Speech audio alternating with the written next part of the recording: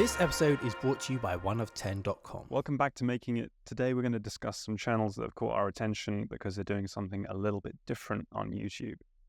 And we're going to kick off with George, who has something special for us. Wow, thank you. Yes, what an introduction.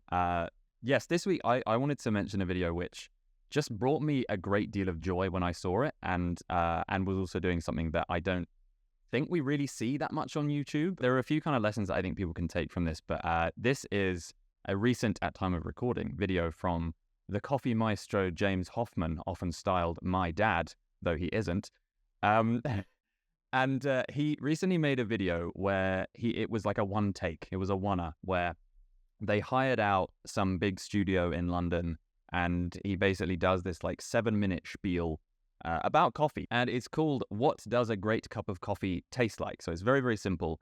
And he's walking around the studio, and they've hired all sorts of actors. They've hired like a string quartet who are playing bespoke music, which has been written specifically for this video.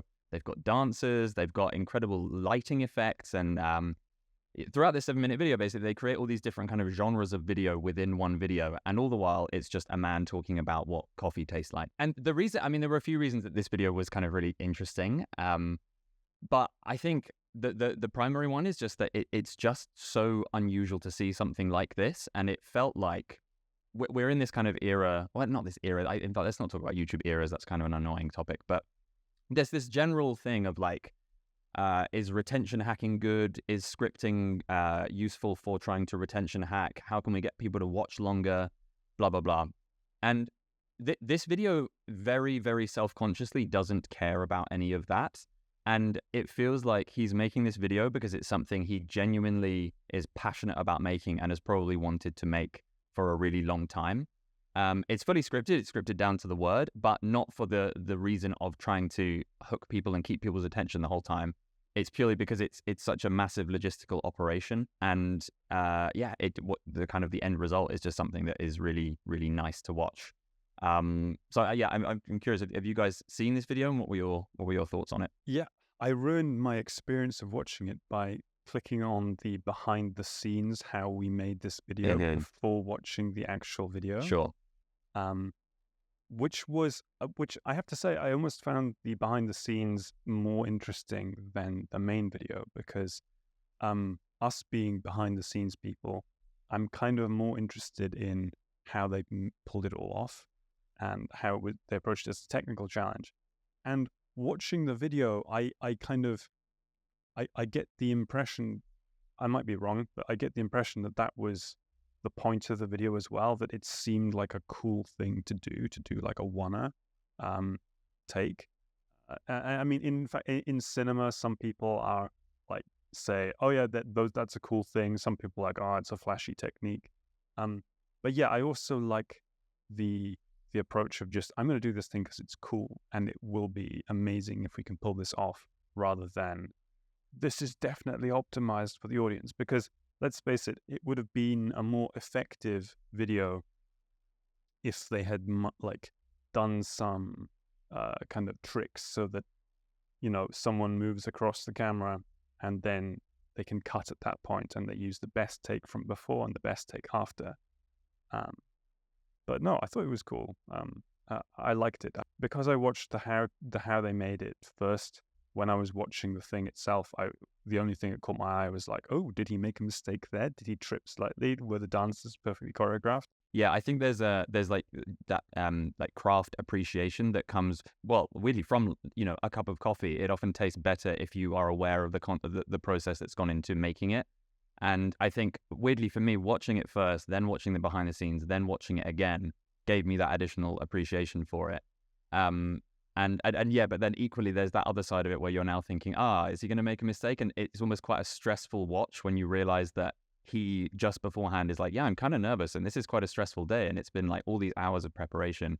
And also another thing that came to my mind was back when the three of us and a bunch of our YouTube friends were in a big mansion in Wales, we filmed a video that was very similar to this, where I basically had to walk through this massive house that Ali and the team had hired out. I was improvising it, so it was a very different experience. Like, I didn't have to learn a script, but that that tension that kind of builds as you get into minute 4 and minute 5, this sense that if he messes this up now, this is going to be really, really painful. And so I think the fact that he doesn't appear stressed in the video at all, it's just an impressive achievement, and that knowledge of the behind the scenes only kind of makes it more impressive, in my opinion. Yeah, I love that James Hoffmann, his kind of meticulous approach to coffee, which I guess you have to have if you're a kind of barista coffee person, translates very clearly to his YouTube setup and how he approaches YouTube. Everything is meticulously laid out, very carefully thought through. Yeah, there's something charming about that.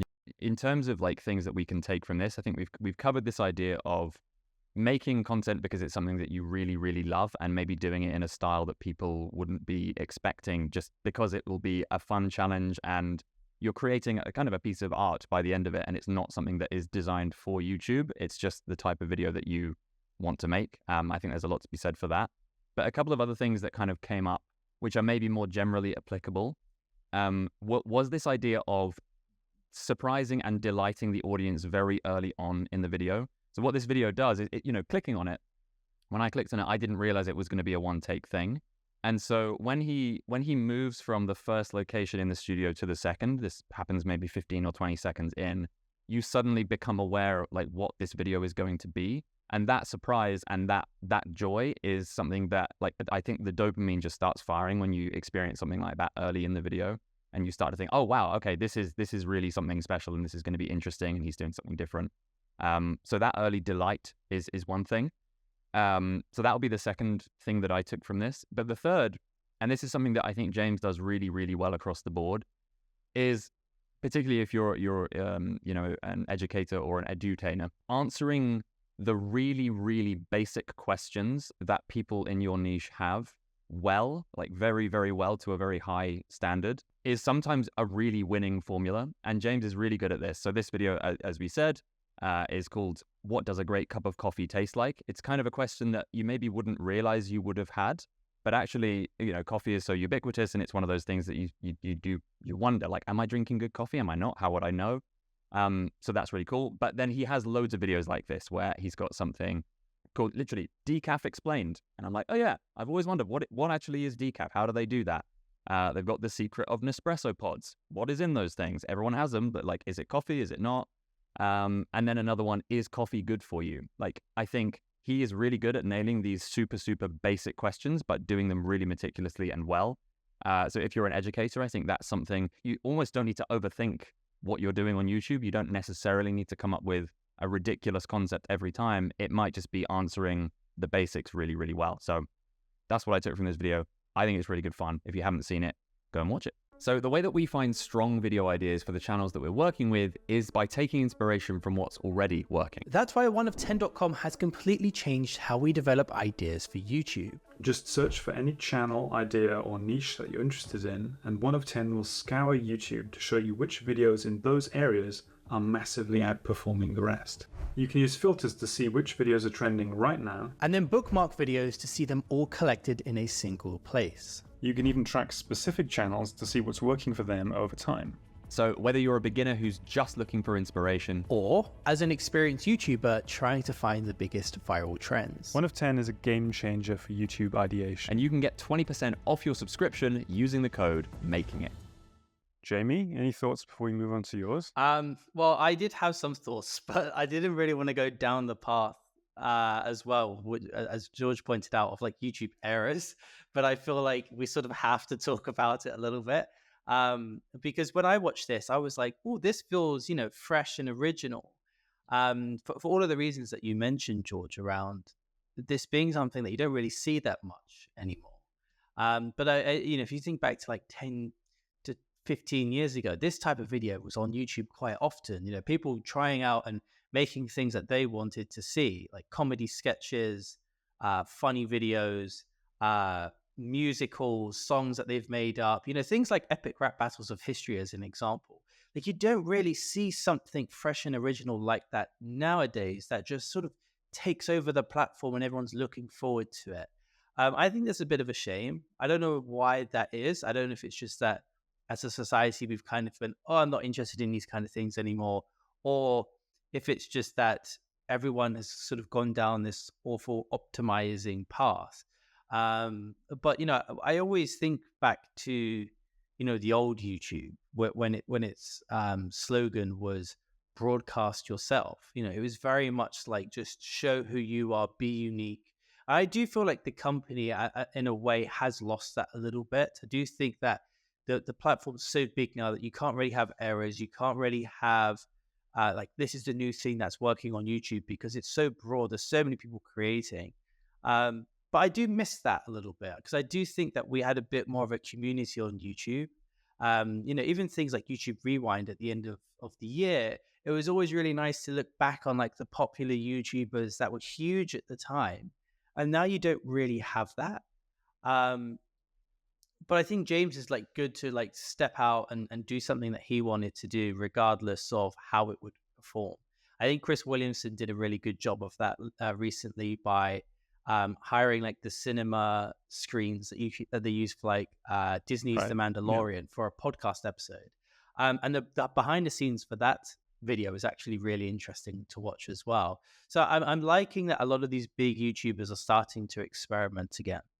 I'm going to push back on the point that it's not so much broadcast yourself, people doing experiments. I think it's just that because especially with the recent tweak of showing more small channels on the homepage, I'm seeing loads of, I don't know, usually like young creators with cameras doing random stuff that looks really good.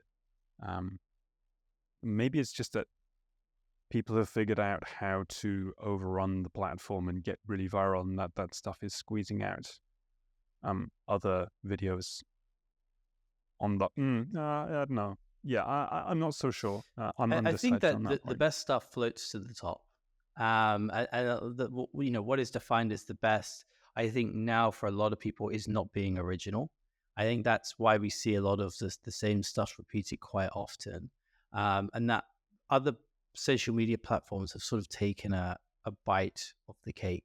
There was a good tweet I saw the other day that was saying how Charlie Bit My Finger, this huge viral video that we all knew, that was quoted in like everywhere. It was huge, had hundreds of millions of views. And this tweet said it was so popular that when they killed Osama bin Laden, they found a copy of that video on his phone. Right, which is like an insane fact that I never even knew. But that shows how viral this video was. Whereas in 2024, that video would get 1 million views on TikTok, and that would be it. It would just expire. And I do think that there's something about that and how that has affected platforms like YouTube, where it was the only place you could go to for any kind of original content, no matter its length. And so, yeah, I do think that the platform shifts over time. Okay, moving on. Jamie, what's your what channel have you dug up for us this week? Yes, so I got recommended on the homepage this YouTube channel, which is called xkcd's What If, the video series. And I checked it out and I was quite impressed by their growth. So they only have 11 videos, but they have 450k subscribers, which is nuts. And across those 11 videos, almost every video has over 1 million views. The lowest viewed video has 800k views. So it's incredibly popular. And I was like, this is bizarre. Like, how has this sort of taken off as much as it has? And there's a couple of reasons that I have thought of that could play a part. I think like the biggest thing here is that this, if you haven't seen this before, this is a book. This was a popular best-selling book for many, many years called What If. All of the branding and the titles and thumbnails is based on this style from the book series. And the book... I've read this. I've only just realized. Oh, I really? read this when I was, like I just recognized it. Yeah. Yeah.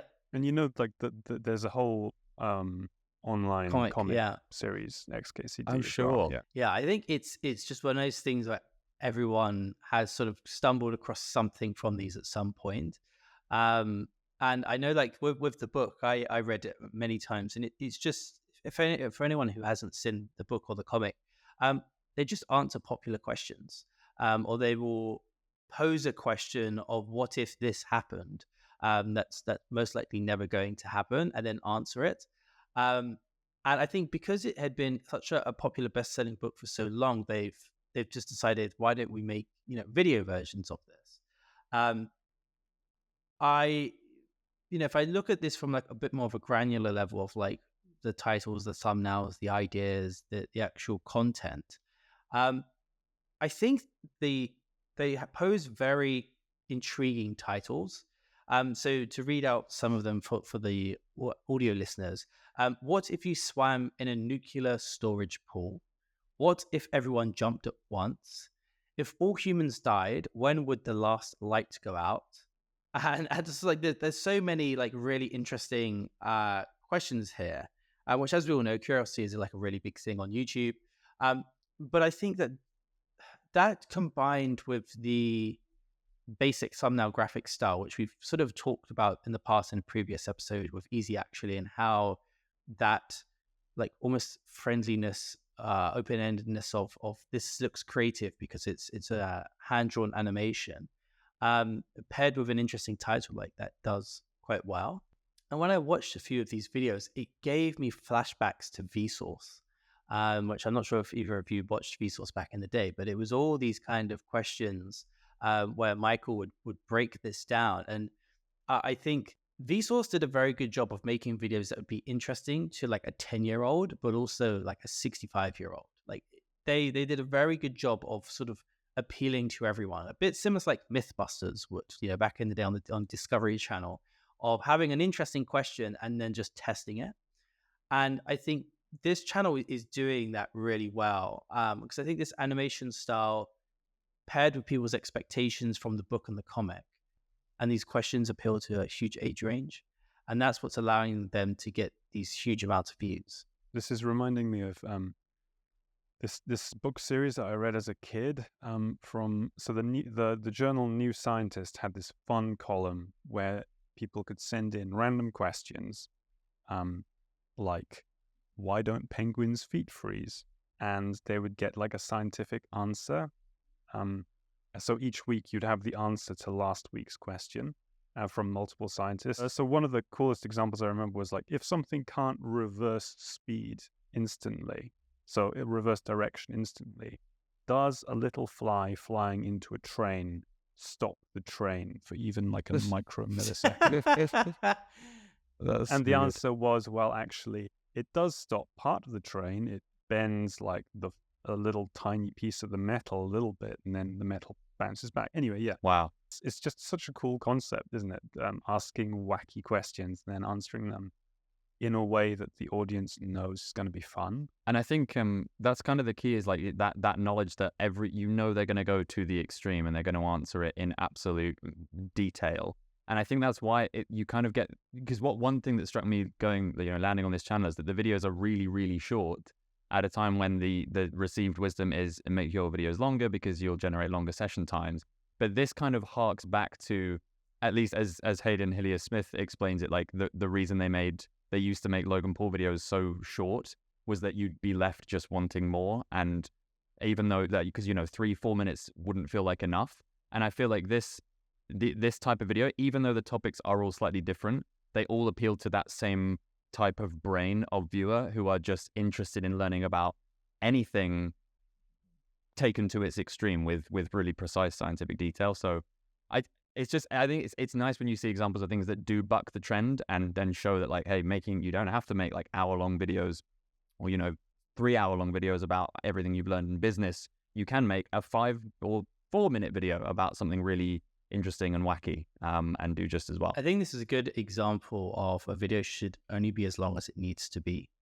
A lot of people always think, oh, I need to drag this out for watch time or to like whatever. Like back in the day, it was I need to make my video 10 minutes so I can get more AdSense, and so people would just drag their content out for the sake of it.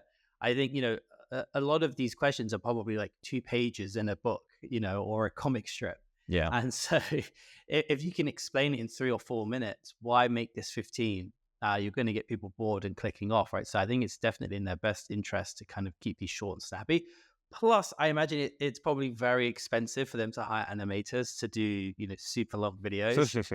So we I could be was just overanalyzing it. thinking, Like, yeah, these guys are really smart. Like, they're leaving us with more. When really, it's like we only have, this small budget per video to work with. how would you compare this to, say, Kurzgesagt, who hire, right, like dozens of animators, from what I can tell, to do these incredibly detailed kind of 3D animations?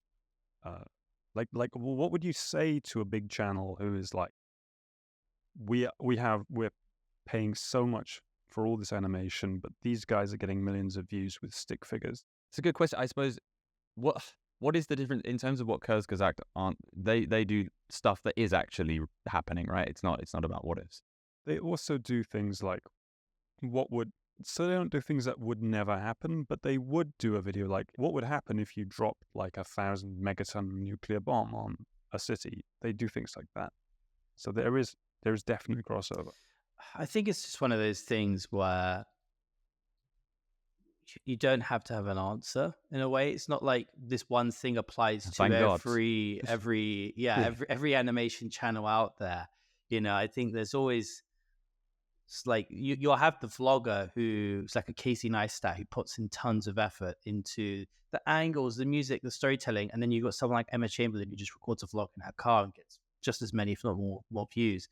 So I think it's hard to kind of like apply a rule to like an entire niche or style of video. I mean, like these guys are getting like 5, 6, 7 million views, 8 million views per videos, and their videos are like 11 minutes long. So then it's like, whoa, 11 minutes is clearly what this other channel needs to be doing, So I think it's just one of those things where don't overanalyze it too much. It also makes me think of, I saw a video with MKBHD, some Marquez Brownlee, talking about his robotic arm that they use for the tech reviews. So that lets them do a lot of cool, crazy, creative angles. And when he was talking about why he uses this robotic arm, he was saying they're always, in tech, people can quickly replicate what you're doing. So you do cool thumbnails with matching colors that match the product. Well, other people can pick up on that pretty quickly, and within like a month or two, you've lost that competitive advantage. But if your competitive advantage is money or time or a specific skill, and you can do that in every video to make people feel like, oh, that was special, I didn't get that anywhere else, you've kind of, you keep people coming back for more. So maybe that's the answer I would give Kurzgesagt. Nice. Gwilym, have you got a channel for us this week? I do. I have a channel that I've been really enjoying watching the last couple months. So they started the year with 400 subscribers. They currently have 177,000 subscribers. So it's June now, so that's about half a year. The channel is called Synthet, and you never see the presenter on screen. It is always a screen recording of a user interface for a kind of digital workstation, so like digital editing software. And yeah, the titles, let me read off some of the titles. Everyone should learn this effect.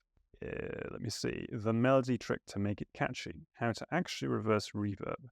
Make it instantly groove. And all the thumbnails are, if you're audio only, it's going to be hard to describe, but all the thumbnails are a screenshot from the digital editing software with some sort of colorful user interface elements on it and maybe a little bit of text. Instead of me trying to describe it, we should at this point play like 15 seconds of a video. Those claps were not on beat and they're not supposed to. Neither are these drums. Our ears generally enjoy when things sound human, and a human is never completely in sync. A bunch of stuff to say about this. I think the main thing I like about it is that he gets right into it's like a choreographed performance that is also teaching you at the exact same time as it's showing you how the thing works. So it's not, if you look at his earlier videos, it's a bit more like, hi guys, today I'm gonna show you this thing and blah, blah, blah, blah. Okay, now let's have a look at how it works. Whereas this, he's clearly using his music chops and his editing chops to create this kind of blend tutorial. Yeah. So what else makes it engaging? I think the thumbnails match exactly what you're going to get in the video. So the minute you start watching, it's like, yep, that's what I clicked for. The music hooks you immediately, and I think maybe the best thing is that he's using music to explain his point. He's using music. He's using his own voice. He's using text on screen that he's not reading out loud. And he's also showing you the elements that he's moving around in the digital software. So your brain is getting assaulted from all directions with sounds and voices and music and colors, because he's set up the digital workstation to look very pretty as well.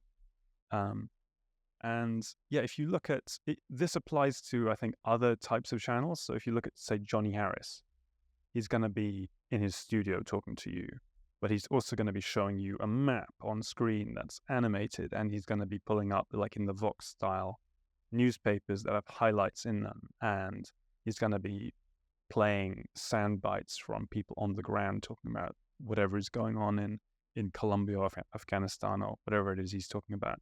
So explaining, bombarding the audience with loads of different context, being very to the point.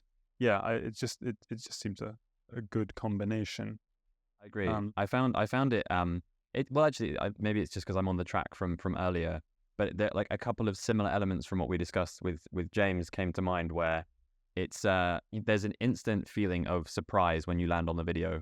Not only because it matches the thumbnails, as you said, Gwilym, but just immediately it's apparent that the style is very different, and it's very fast moving, and it's kind of like, it's like you've jumped into a very fast flowing river and you're in, and suddenly you're just taken along with it. And it's a style that is kind of a little bit unrecognizable. But also the other thing that, again, it hit me is that, because like you say, Gwilym, there's all this stuff that's bombarding you all at once, and there's the potential for that to feel overwhelming. But because these videos, I mean, they're literally like a minute long. I'm struggling to find one that is more, that hits 2 minutes. It's answering just one really specific thing that you as a music producer might want to know. And so that sense of overwhelm and being bombarded will only last so long. And you can come back to, you'll be like, oh, what was that channel like that was really good at explaining this one really basic thing that I need to know? And it just, it works for that purpose. So yeah, that was really cool watching that video.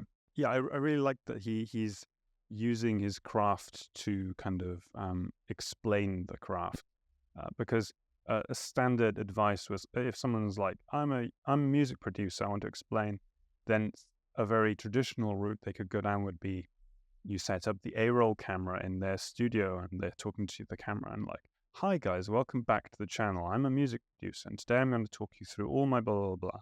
But this has more personality. And so maybe it's a nudge to YouTubers to think beyond the A-roll, seated A-roll with B-roll that I will explain mentality, and more, if you're an interior designer, can you choreograph you designing a room so that you're designing it and explaining what you're doing at the same time, instead of explaining the principles at the beginning and then putting them into action and then saying, see how much better it is? So you're like, you can see when I move this chair here, it doesn't look so good. But if I move the sofa next to it, there's harmony. I think there's a lot of ways you could apply this on different channels. Yeah, I think it's like that's the thing that it's always been a bugbear of mine, is people over explaining who they are and giving their credentials. And if there's a way that you can just fold it all into one thing at the, in one go, and just show that you know what you're doing, you don't have to waste the time explaining it. Yeah, especially for a tutorial video, like you just want to get to the solution or learn the thing that it is that you want to learn. There's nothing worse than having someone do a whole spiel and it's a 15-minute video for like a 60-second solution. I'm glad we now have microphones, and it's not like back in the day where someone would open up notepads and type, hi everyone, really slowly. Do you remember that? That used to take forever. That was another good era. Yeah, just to get through a tutorial. Yeah, I like this channel. I think if I was in the music producing scene, like this would be quite a cool thing to watch, because I think you both kind of nailed it. Like, each of these solves a narrow problem in the music production scene. And they're very similar to the previous channel that, like I say, they're all under 2 minutes, I think, which again enables that binge watching for all of these. I think because of the packaging as well, of like all lowercase titles and very similar looking background of like the recognizable program that they're producing in the thumbnail text, it's just helps viewers to say yes. Like it's a very streamlined, quite easy for someone to recognize his videos and click. I actually have a newsletter going out this week that talks about this, but I think like brand familiarity on YouTube when it comes to your packaging is a little bit underrated in a way of kind of like looking at why certain things worked in your packaging and then doubling down on that particular font, color, layout. Because if you look at certain YouTubers, they tend to do this quite often. You know, Ryan Trahan, he tends to have a blue sky behind him. He tends to use a lot of pale colors. Mr. Beast typically has his face on the left-hand side, very similar contrasty colors. Joshua Wiseman tends to have the same layout and font in all of his videos. Like you can kind of get a picture of someone's thumbnail style very quickly. And if you were constantly changing your style, people might not notice that it's your video. And so I think in terms of like brand familiarity, I think he's done a really good job of keeping that consistent and making it easier for people to say yes. Yeah, and when I recognize his thumbnails, I kind of click because even if I've heard the information already, I just want to experience the rhythm and the fun and the kind of the catchy, even like his accent is pleasing in some kind of, that fun, catchy Swedish guy's voice. And yeah, another channel that is very like this is There I Ruined It. You've probably seen some of their videos. So they've got one where it's Snoop Dogg reacting to Gin and Juice put to the soundtrack of the Bare Necessities, I think it is. Yes, so There I Ruined It has a similar style where they show the music editing software, and they have very obvious titles like Hank Williams sings Straight Outta Compton. It's mostly AI generated. Yeah, let me see some of the views. Their most popular video has got 13 million views, and it's called "I Made a Song Entirely from Artists Singing." Yeah, they're just so fun to rewatch. So my advice would be, if you're doing something educational, is there a way you can make it so fun and interesting to watch that people will just rewatch, not for the content, but just for the vibe and energy and fun experience? So thanks so much for watching this episode of Making It. If you want to watch a very similar episode to this, where we break down 3 other YouTube channels, you may want to click this video right here.